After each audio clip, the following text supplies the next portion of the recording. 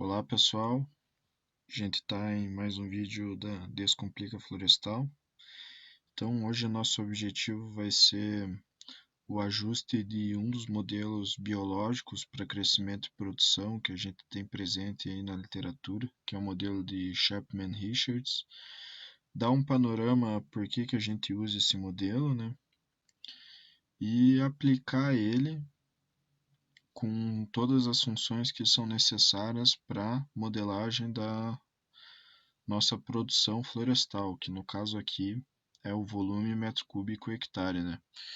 Então, dando um panorama inicial do que é o modelo de Chapman-Richards, é um modelo de crescimento e produção utilizado na engenharia florestal há um bom tempo, tanto em instituições de pesquisa, para produção de teses, artigos, quanto em empresas. Ele surgiu a partir de um estudo feito para crescimento de peixes em 1961 pelo pesquisador Richards e o Champman. Então, a partir da confecção desse modelo, que foi feito por uma alteração no modelo de von Bertalanffy, que nem vocês podem ver aqui abaixo, tem o modelo de Chapman-Richards e o de Bertalanffy logo abaixo, e outros modelos também para exemplificar que existem outras formas de fazer. A equação aqui elevada ao cubo, eles chegaram à conclusão que se tornava muito restrita apresentar a equação dessa forma. Então eles foram e inseriram mais um beta no modelo, de forma que ela ficasse mais flexível, e hoje então é amplamente usada na literatura para qualquer variável biológica. Pode ser para crescimento de árvore, mas ela veio de um estudo de peixes, então é amplamente utilizado aí em vários artigos e várias áreas do ambiente, tanto quanto florestal e quanto biológico. Então, ele vem sendo usado no ambiente florestal desde 1963 por esse pesquisador Turnbull. Ele foi o primeiro a utilizar para modelagem de crescimento e produção e vem sendo usado até hoje, né? Então, nosso objetivo aqui vai ser calcular o volume estimado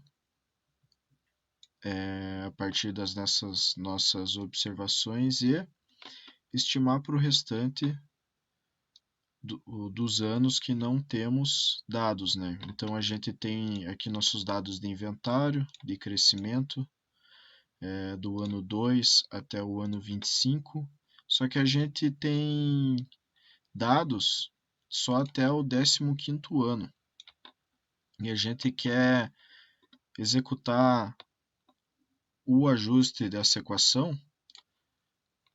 para conseguir estimar a produção dos anos seguintes, né?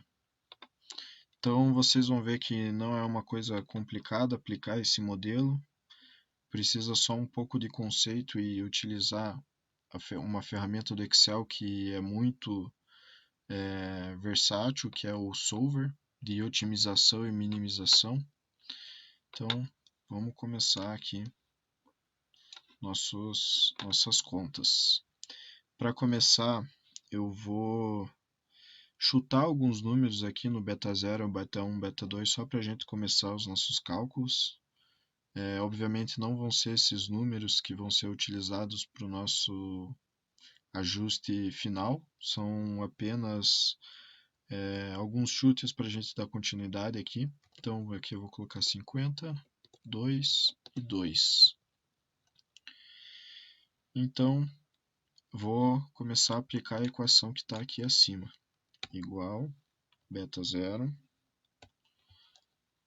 travo beta 0 com um F4 vezes, abre parênteses, 1 menos exponencial de menos beta 1. Aperta F4 no beta 1, vezes I, que é a idade. Não precisa apertar F4 na idade.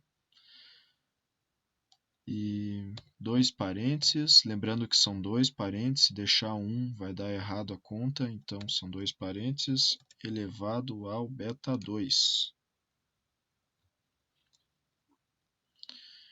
Feito isso, travado beta 0, beta 1 e beta 2, vamos dar um OK.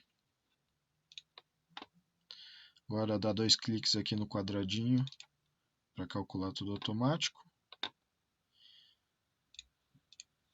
Então, está aplicado a nossa equação. Agora, para conseguir aplicar o solver, a gente vai fazer a soma dos quadrados dos erros com o objetivo de utilizar o solver para minimizar o máximo que ele consegue os erros dessa equação. Então, primeiramente a gente vai fazer os desvios dos quadrados. Então, coloque igual, observado, menos, estimado, e eleva ao quadrado.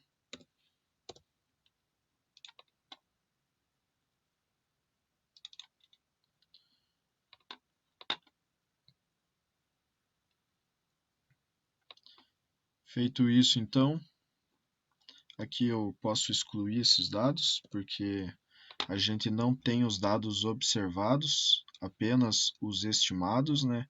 Então a gente não tem como inferir um erro especificamente a esses dados, porque nós não temos observados para ter uma referência, né?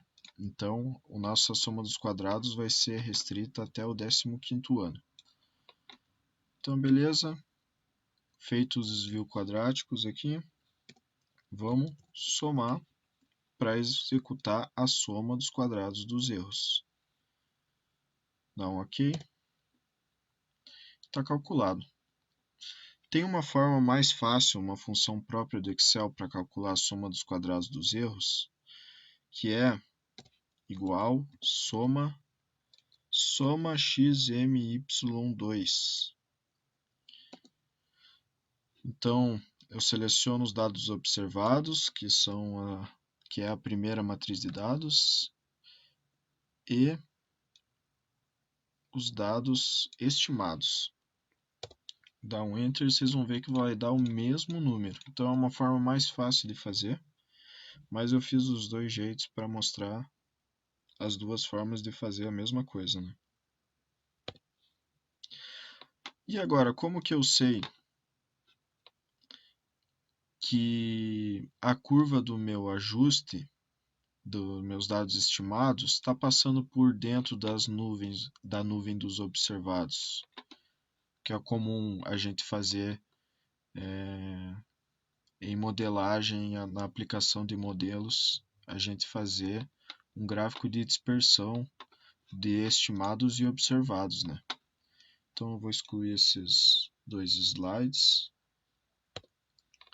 e vou venho inserir gráficos aqui, gráfico de dispersão. Selecionou tudo aqui, eu só vou remover e vou adicionar uma nova série. Primeiro, então, vai ser observados. O X vai ser a idade e o Y vão ser os dados observados. Dá um OK. E o outro vai ser, então, estimados. O X vai ser a idade novamente e o Y, os dados estimados. Vamos dar um OK.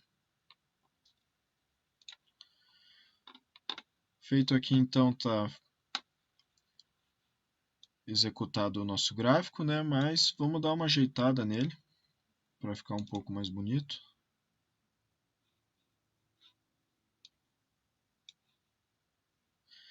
Venho no maisinho aqui, vou tirar essas linhas de grade, vou colocar um título dos eixos aqui. E a legenda já está na parte inferior e vou deixar na parte inferior. Então aqui no eixo X é a nossa idade e nosso eixo Y é volume em metro cúbico hectare. Se eu der 2 cliques aqui no nosso volume, vai aparecer essa caixa aqui ao lado. Se eu vir aqui nesse quadrado de direção de texto, eu posso mudar para horizontal.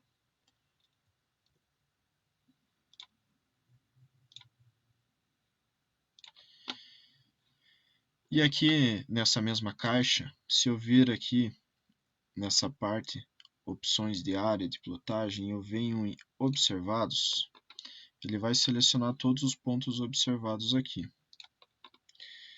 Eu quero inserir uma cor diferente para o marcador. Então eu vou deixar a cor preta para o marcador. E a borda eu vou colocar preta também. Só quero diminuir um pouco só. Vou colocar 4. Eu venho aqui em opções de série, estimados agora. Os estimados eu vou retirar o marcador e vou inserir uma linha sólida. Eu só vou deixar a cor vermelha para dar uma destacada. Vou deixar no 2 mesmo.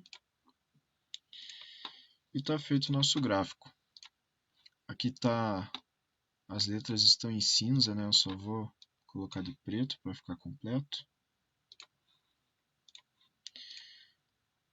Colocar um título do gráfico para ilustrar. Modelo de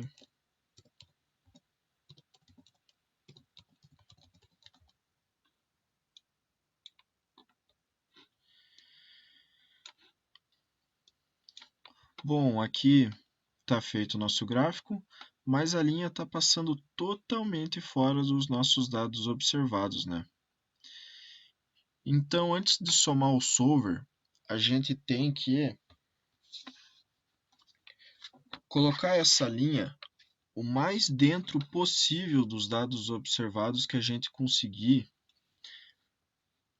para posteriormente chamar o solver, né?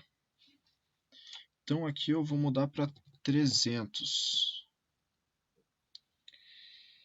E aqui eu vou diminuir para 1. Aqui no B2 eu vou colocar 1 também. Não fez muita diferença, né? Então aqui eu vou colocar 400. No B1 vou colocar 0,5. No B2 também vou colocar 0,5. Não fez muita diferença também. Vou mudar para 6 o B1. Ó, agora melhorou. Já está começando a ficar dentro a curva, pelo menos. Chegando a um estado em que a curva começa a ficar dessa forma quase dentro das estimativas, a gente vai chamar o solver para ele achar a solução ótima e deixar a soma do quadrado dos erros, que são os nossos erros dentro das nossas estimativas, o mínimo possível. Então a gente vai vir em dados, solver.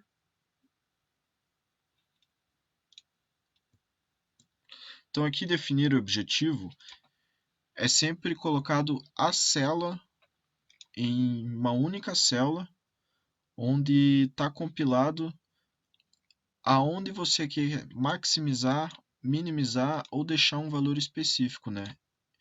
Então a gente quer minimizar a soma dos quadrados dos erros, então vamos deixar no mínimo aqui.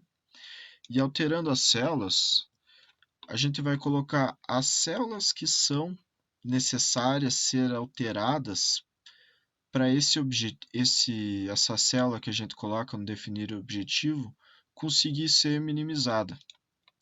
Então, qual que é a célula? As células que são utilizadas para as nossas estimativas. São os nossos betas, que inferem as estimativas que resultam no nosso desvios quadráticos e resultam nossa soma do quadrado dos erros. Então, alterando as células variáveis, a gente vai selecionar os nossos betas. Então, a gente deixa nessa opção aqui para regressões não lineares, né? E vamos dar um OK.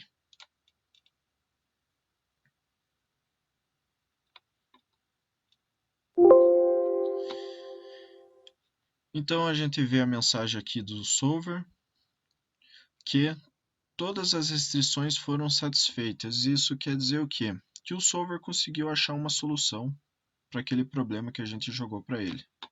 Então a gente dá um OK aqui. E a gente vê que a curva ela passou mais dentro que foi possível o solver encontrar a solução. Essa é a nossa soma dos quadrados dos erros menor possível que a gente vai conseguir dentro desses nossos dados, de acordo com o solver, e essas são as nossas estimativas de produção florestal para os anos posteriores, de acordo com esses dados de crescimento e produção que foram oriundos do inventário florestal, né? Então está feito o nosso ajuste, está feito o nosso gráfico de estimativa e a gente tem os nossos números para fazer análises posteriores de viabilidade econômica e todas as outras análises que são pertinentes aí às nossas análises de crescimento e produção florestal. Só é importante ressaltar aqui que o nosso beta zero ele representa o valor assintótico da curva. O que quer dizer o valor assintótico? É o máximo valor que a curva pode chegar. Como a nossa variável do eixo y é volume metro cúbico hectare, isso quer dizer que a curva ela pode chegar no máximo a 463,69 metros cúbicos hectare, representando o valor assintótico da nossa curva de produção pelo modelo de Chapman-Richards. Então esse foi mais um vídeo, espero que tenham gostado e fiquem ligados no canal porque virão outras novidades.